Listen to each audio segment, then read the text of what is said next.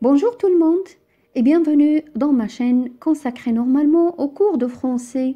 Mais aujourd'hui, on va s'écarter un peu de ces cours pour parler de notre situation actuelle et qui est relative au confinement dû, comme vous le savez très bien, à la pandémie de Covid-19, c'est-à-dire le nouveau coronavirus. Alors, dans cette vidéo, je vais vous répondre à une question largement posée par le public, à savoir comment gérer efficacement cette situation de confinement, comment dépasser tous les obstacles et toutes les entraves liées à ce confinement. Je vous propose alors des étapes faciles à suivre pour vivre le confinement dans les meilleures conditions. Surtout qu'il y a plusieurs pays dans le monde qui ont opté pour le prolongement de ce confinement. Tout d'abord, je débute par une explication très succincte de certains termes largement utilisés par les spécialistes de la santé ainsi que par les médias afin de mieux comprendre la situation. Alors, restez jusqu'à la fin de la vidéo.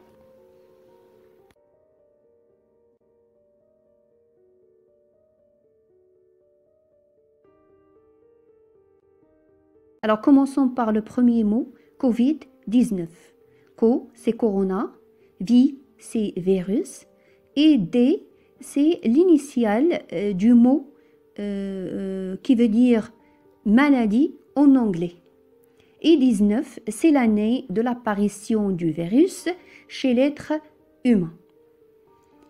Alors, le mot Covid-19 veut dire la maladie infectieuse provoquée par le dernier coronavirus découvert et qui est responsable d'une pandémie au début de l'année 2020, vu qu'il touche plusieurs pays dans le monde. Alors, ce mot est apparu le 11 février 2020.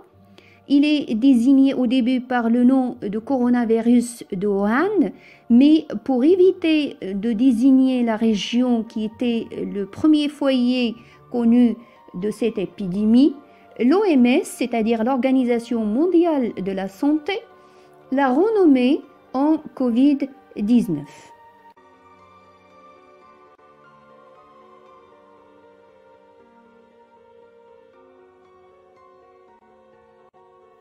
Par la suite, le mot virus veut dire tout simplement un agent infectieux, c'est-à-dire qui est capable de produire une infection.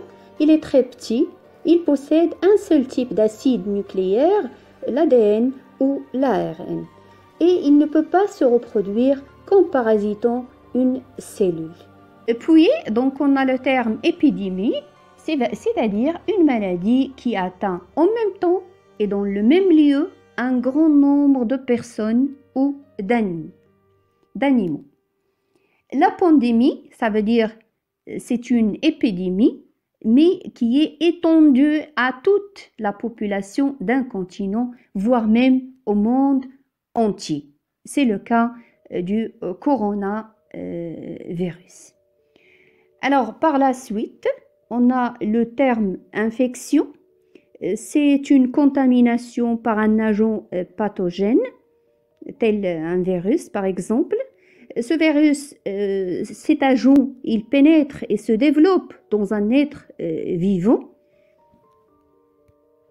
Il peut produire des lésions, c'est-à-dire des modifications au niveau de la structure d'un tissu vivant, en se multipliant et éventuellement en sécrétant ou bien en sécrétant des toxines ou en se propageant par voie sanguine. Puis le mot confinement veut dire tout simplement une procédure de sécurité qui vise à protéger des personnes dans des espaces clos, c'est-à-dire fermés, afin d'éviter le contact avec par exemple, un nuage nocif tel un gaz radioactif par exemple, ou bien, comme c'est le cas pour le coronavirus, pour éviter la propagation d'une maladie infectieuse. Puis le mot opposé au confinement, c'est le déconfinement, c'est-à-dire le fait d'arrêter le confinement, tout simplement. Puis le mot contamination, donc c'est l'action de contaminer, c'est l'infection produite par une maladie contagieuse, c'est-à-dire une maladie qui se transmet facilement d'une personne à une autre, tel le coronavirus. Finalement, le mot précaution, c'est-à-dire des mesures pour éviter, pour prévenir un risque, un mal, un danger éventuel, tout simplement.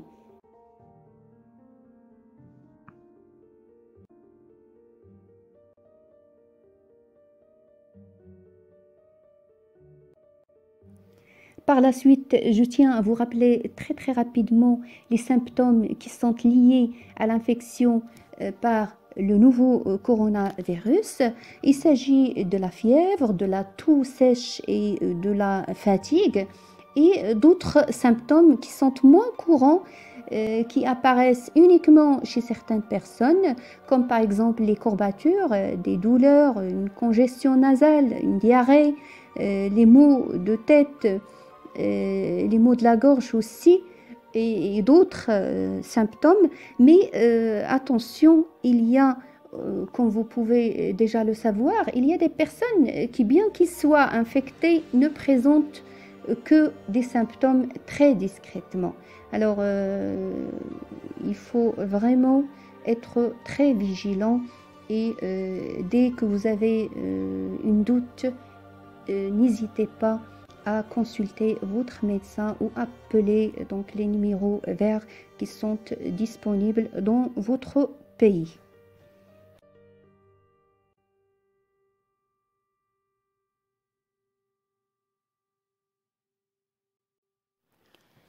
Dans ce sens, il y a des mesures de protection essentielles contre le nouveau coronavirus et conseillées par l'Organisation mondiale de la santé. Premièrement, il faut se laver fréquemment les mains avec une solution hydroalcoolique ou à l'eau et au savon. Deuxièmement, éviter les contacts proches. Pour cela, il faut maintenir une distance d'au moins 1 mètre avec les autres personnes, en particulier si elles présentent des symptômes tels par exemple la fièvre, la toux ou autres, afin de se protéger et afin d'empêcher la contamination par le virus. Troisièmement, éviter de toucher les yeux, le nez et la bouche pour ne pas attraper le virus à partir des surfaces déjà contaminées sur lesquelles il peut se trouver.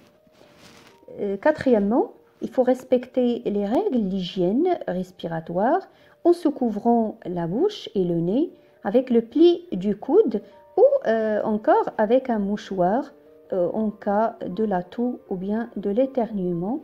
Et effectivement, il faut jeter sur le champ ce mouchoir juste après l'utilisation dans une poubelle fermée, sans oublier effectivement de désinfecter vos mains. Finalement, il faut se tenir informé des dernières évolutions concernant la COVID-19 pour savoir comment se protéger et comment protéger les autres de ou bien de ce virus. Et dès que vous présentez des symptômes ou dès que vous en doutez d'en avoir, appelez les numéros disponibles pour vous diriger dans le bon sens ou bien appelez votre médecin.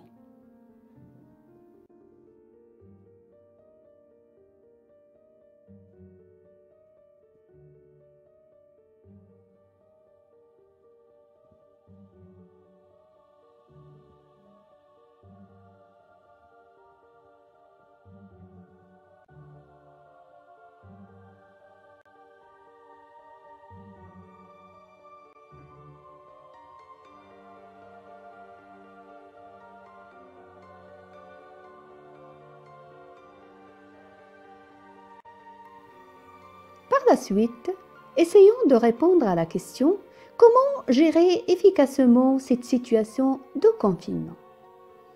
Je vous propose pour cela des conseils pratiques sous forme de comportements négatifs à éviter, bien sûr, et d'autres positifs à adopter pour pouvoir dépasser sans peine cette période imprévue du confinement. Le premier conseil consiste à éviter tous les discours répétitifs de déception et de désespoir type cette pandémie va sûrement me toucher ma famille, mon entourage, je vais attraper certainement le virus, je vais perdre un membre de ma famille. Alors, effectivement, si vous continuez à répéter ces discours, ils vont vous détruire, ils vont ruiner votre morale, ils vont vous entraîner dans une déception totale, capable de diminuer votre système de défense, c'est-à-dire votre système immunitaire. Plutôt, vous devez accepter cette situation de confinement, non en tant que catastrophe ou en tant que punition, mais en tant que prévention urgente, tout simplement face à la propagation de la COVID-19.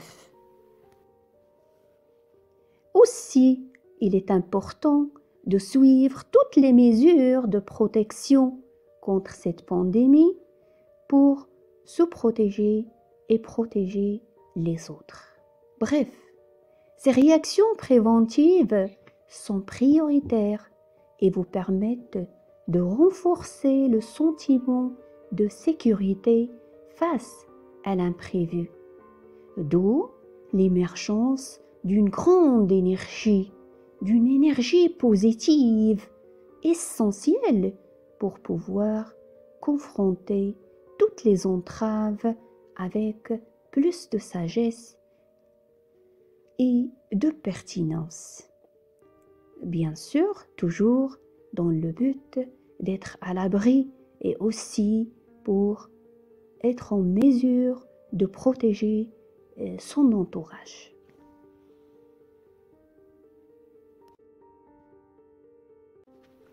Le deuxième conseil, cependant, est étroitement lié à la gestion du temps. Ce qu'il ne faut pas faire, c'est de consacrer entièrement sa journée à suivre toutes les catégories de médias en se confiant entièrement à toutes les informations qu'on diffuse. Et malheureusement, ces informations, ils peuvent être fausses et déroutantes. Le résultat, c'est une surcharge épuisante pour votre système nerveux. Or, l'organisation du temps, en suivant par exemple un planning pour votre journée ou votre semaine, est tellement importante et joue un rôle très important pour ne plus perdre tout d'abord votre temps, pour ne plus aussi perdre la notion du temps ou encore vivre dans l'anarchie. Bien sûr, cette organisation doit se faire en fonction de votre situation, de votre statut. Si vous êtes élève, étudiant ou si vous travaillez à domicile, n'oubliez surtout pas d'alterner le temps du travail et le temps du repos pour ne plus se lasser ou bien s'ennuyer.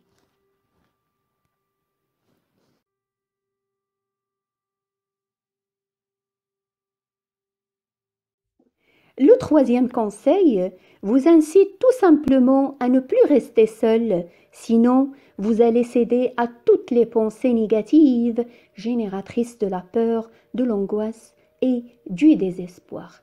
Donc, il vaut mieux chercher à être en lien avec les autres, que ce soit votre famille, vos proches ou encore vos amis. Et cela peut être directement ou bien via les différents moyens de communication disponibles. Dès lors, il est tellement essentiel de prendre soin de toute personne en situation sociale fragile, telles les personnes âgées, ceux qui n'ont pas de famille ou encore d'autres qui vivent l'isolement de manière provisoire. Et bien sûr, toujours en veillant à respecter toutes les mesures de protection essentielles et aussi en veillant à respecter la distance sociale.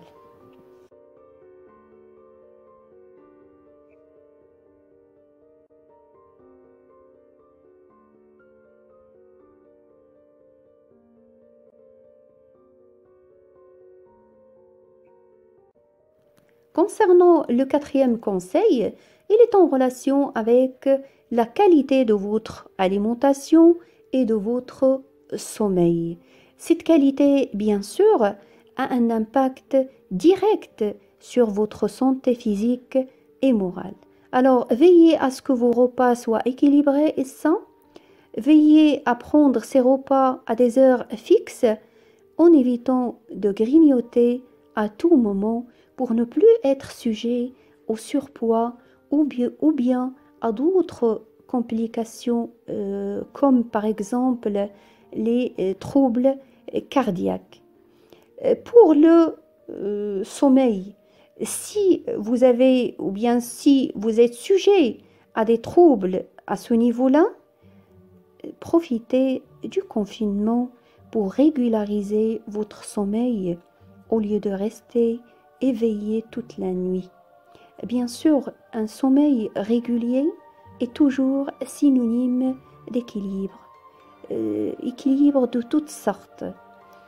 Alors veillez à cet équilibre.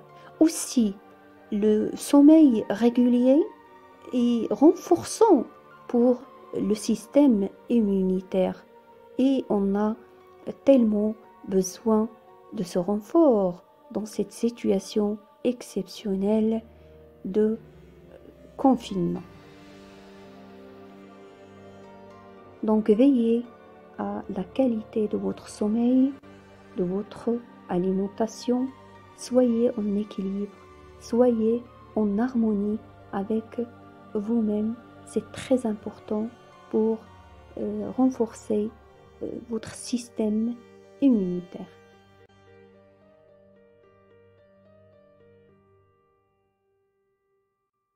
Finalement, le dernier conseil consiste à concentrer votre attention sur les côtés positifs du confinement au lieu de la diriger vers les côtés négatifs qui sont déclencheurs du stress et de la négativité.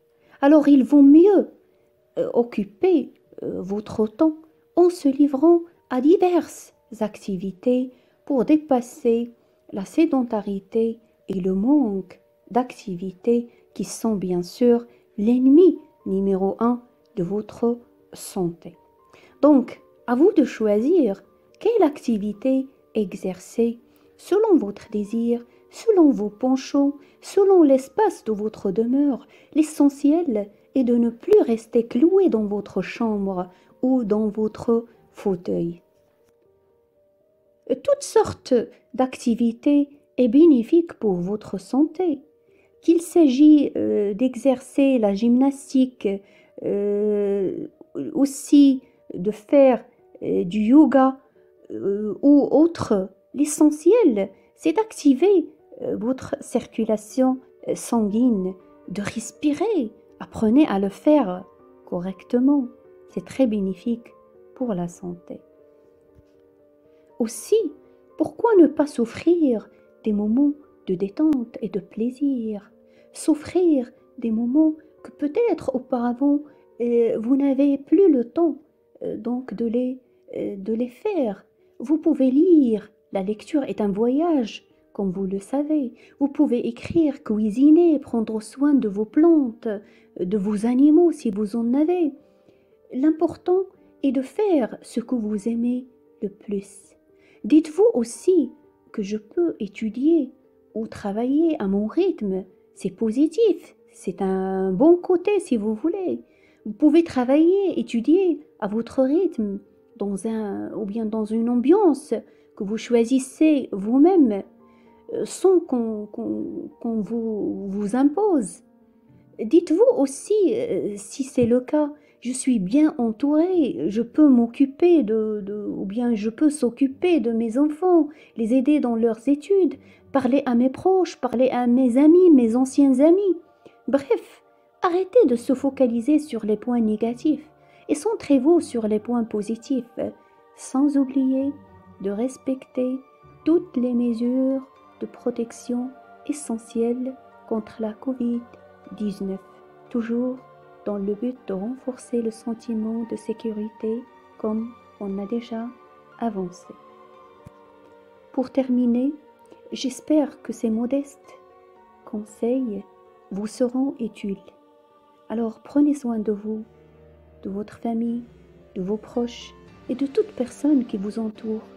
Et ce, bien sûr, toujours en respectant la distance sociale et toutes les mesures de prévention essentielles. Je tiens aussi à remercier infiniment toute personne impliquée dans la lutte contre cette pandémie. S'il vous plaît, restez confinés tant qu'on vous le demande. N'oubliez surtout pas vos masques en sortant. Soyez positifs.